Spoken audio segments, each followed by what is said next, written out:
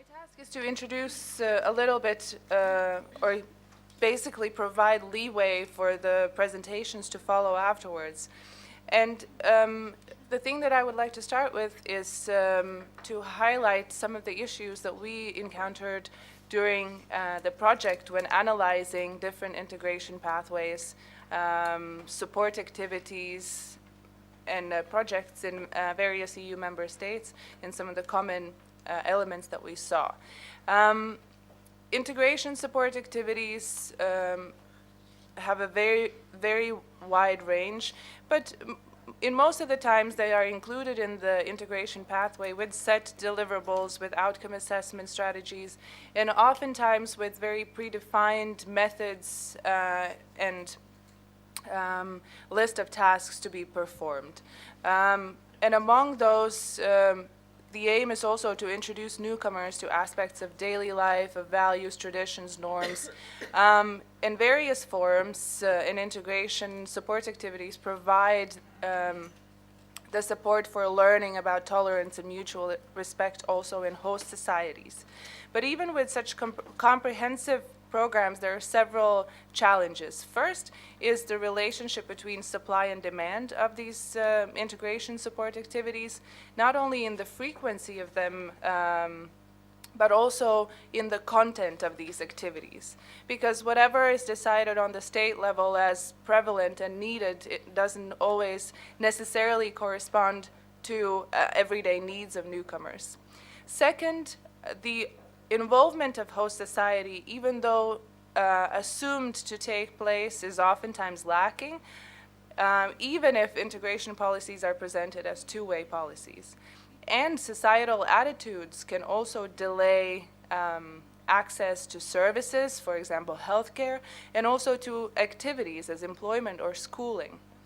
And we have suggested several possible venues to address these challenges in the guidelines that you received when registering, and that are also available on the RACCOMBAT website. First, there is a need to make the content of integration support activities more needs-driven, and that can be achieved by involving former migrants and current newcomers in development of the curricula, for example, for language courses, or identifying the services that they most need, or collect data from different service providers, seeing where the development is higher than anticipated and where it isn't. Second, when making the content more applied and more needs-driven, we should think of ways how we represent everyday situations where discrimination and xenophobia are most common, by introducing ways to remedy this.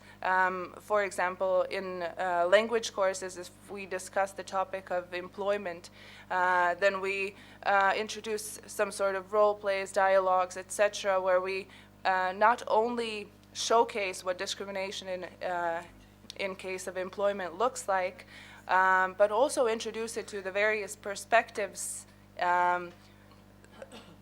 in this dynamic. Also, trying to explain and analyze the attitudes that exist in the host society. And third, we urge the involvement of migrant communities not only in service development but also in service provision, which some of the partners, in some of the partner countries is already successfully achieved by using the knowledge of former migrants or current migrants to serve as interpreters, as course instructors, and so on. And finally, to also consider the education of service providers, including teachers, social workers, and so on fundamental rights and the sensitivity of the context that they work in. This next panel will provide examples of very hands-on support to migrant integration, even through one-on-one mentoring.